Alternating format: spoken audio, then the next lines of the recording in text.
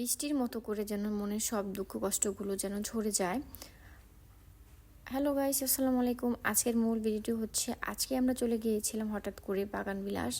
আমার এক আপু আমাকে ফোন করে বলতেছিল চলে আজকে বাগান বিলাস থেকে ঘুরে আসি। তো রেডি হয়ে বাইরে এসে দেখি বৃষ্টি পড়তেছিল। তো অনেকক্ষণ যাবত ওয়েট করার পর বৃষ্টি কমার পর আমরা বের হয়েছি। আস্তে আস্তে সন্ধ্যা হয়ে গিয়েছে।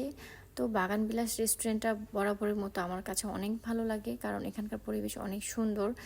তো রাত হয়ে গিয়েছে, এখানে অনেক লোকজন ছিল। তো আমি এই ভিডিওটা লাস্টের দিকে করেছিলাম, আসলে তখন করা হয়নি, অনেক লোকজন ছিল। তো বরাবরের মতো এখানে অনেক লোকজন আসে। তো এই বাগান বিলাস রেস্টুরেন্ট আমার কাছে অনেক ভালো লাগে। তারপর এখানে কোল্ড কফি অর্ডার করেছিলাম, এখানে রাদিফ খাচ্ছিল। এই যে আমার কিউট একটা বাবা, আরিয়ান বাবা, সে আমার ব্লগ অনেক দেখে, তাই সে নাকি আমাকে অনেক পছন্দ করে। তো তাই আজকে সে আমাকে নিয়ে এসেছে এখানে ট্রিট দিবে বলে, আমি জানতামই না। তো এখানে রাদিফ চিকেন ফ্রাই আর ফ্রেঞ্চ ফ্রাইয়ের অর্ডার দিয়েছিল, এখানে খাচ্ছিল রাদিফ। রাদিফ গরমটা মুখে দিয়ে ফেলেছে ভুল করে। তো যাই হোক, এখানে রাদিফ খাচ্ছিল, তারপর আমিও খাচ্ছিলাম। তো আমার কাছে চিকেন ফ্রাইয়ের ফ্রেঞ্চ ফ্রাইটা আমি অতটা পছন্দ করি না। যাই হোক, এখানে অর্ডার করেছিল, খাচ্ছিলাম। এই যে আমার আরিয়ান বাবাটাকে আমি খাইয়ে দিচ্ছিলাম, আরিয়ান বাবাটা আমার হাতে খাচ্ছিল। সে আমাকে নাকি অনেক পছন্দ করে, তো আরিয়ানকে আমার অনেক ভালো লাগে। আর আপু কাছে মূলত আমি কেক অর্ডার করি রাদিফের বার্থডে। আসলে সবাই আপুর কাছে, আমাদের ফ্যামিলির সবাই আপুর কাছে আমরা কেক অর্ডার করে থাকি মূলত। আপু অনেক মজা করে কেক বানায়, আপনারা চাইলে অর্ডার করে দেখতে পারেন। তো আমি পেজের লিঙ্কটা বারবারই বলে দিয়ে দিব, কিন্তু আমি ভুলে যাই, কিন্তু আজকে আমি দিয়ে দিব।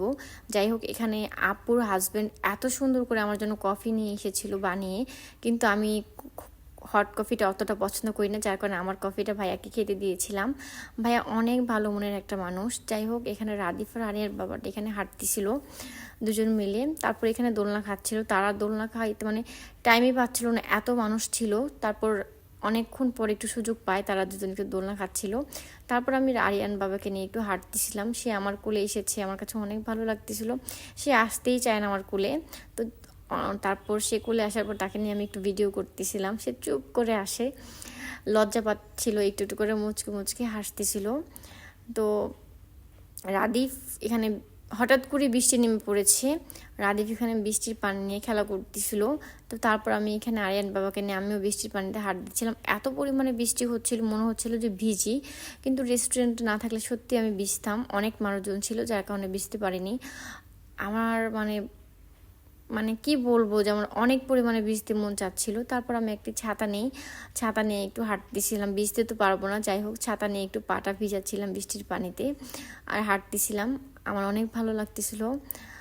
তো কি করব, অনেকক্ষণ যাবত ওয়েট করতে করতে বৃষ্টি থামতেছিলই না, যার কারণে ভাইয়াকে বলি একটি অটো ভাড়া করে দিতে। তো ভাইয়া আমাদেরকে একটি অটো করে দেয়, তারপর আমরা বাসার দিকে চলে আসি। তো আজকের মতো ভিডিওটি এ পর্যন্তই। আল্লাহ হাফিজ।